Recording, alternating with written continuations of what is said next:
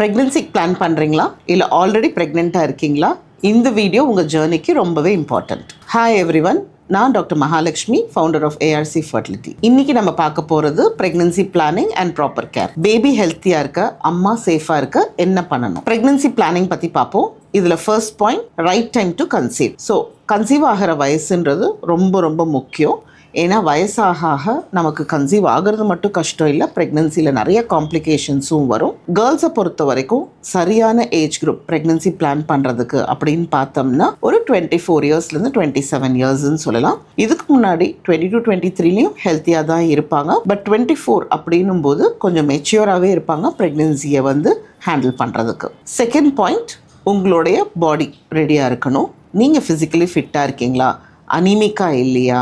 உங்களுக்கு விட்டமின் டெஃபிஷியன்சிலாம் எதுவுமே இல்லையா? உங்களோட பாடி வெயிட் கரெக்டாக இருக்கா? ரொம்ப அதிகமாகவோ ரொம்ப குறைவாக இல்லாமல் இருக்குதா? அப்படின்றது ரொம்ப ரொம்ப முக்கியம். உங்கள் எல்லாருக்கும் முக்கியமாக தெரிய வேண்டியது, ப்ரெக்னென்ட் ஆகிறதுக்கு குறைஞ்சது ஒரு 48 கிலோவாவது இருக்கணுன்றது ரொம்ப ரொம்ப அவசியம். Third point, folic acid replacement. Folic acid replacement pregnant ஆன பிறகு எடுக்கிறத விட ப்ரெக்னன்சிக்கு பிளான் பண்ணும்போதே நம்ம எடுத்துகிட்டு பிளான் பண்ணோன்னா நமக்கு பேபி நியூரல் டியூப் டிஃபெக்ட்ஸில் பாதிக்கப்படாமல் நம்ம காப்பாற்றலாம்.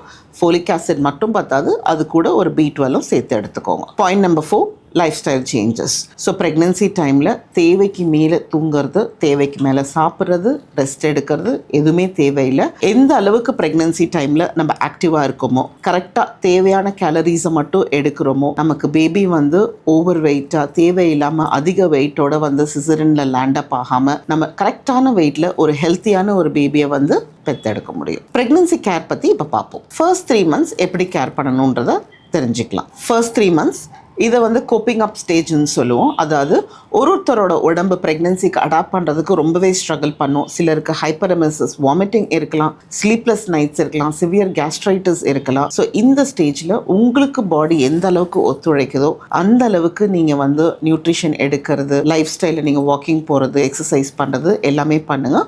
உங்களை ரொம்ப இந்த ஸ்டேஜில் இருக்கும்போது புஷ் பண்ணிக்காதீங்க. கரெக்டாக நியூட்ரிஷியஸ் ஃபுட்டாக செலக்ட் பண்ணி எடுக்கிற மாதிரி பார்த்துக்கோங்க. Folic acid, vitamin tablets and iron கொடுத்துருக்கிறத மறக்காமவே இந்த ட்ரைமஸ்டரில் எடுங்க. தேர்ட் பாயிண்ட், ரெகுலர் செக்அப் ரொம்ப ரொம்ப முக்கியம். இந்த ஃபர்ஸ்ட் 3 monthsல தான் பார்த்தீங்கன்னா கொஞ்சம் ஸ்கேன்ஸ் அடிக்கடி தேவைப்படும். ஏன்னா ஃபர்ஸ்ட் ஸ்கேன் பேபி ஃபார்ம் ஆயிடுச்சான்னு பார்க்கறதுக்கு, அடுத்தது ஹார்ட் பீட் வந்துருச்சான்னு பார்க்கறது, தேர்ட் நியூக்ளியர் டிரான்ஸ்லூசன்சி ஸ்கேன்.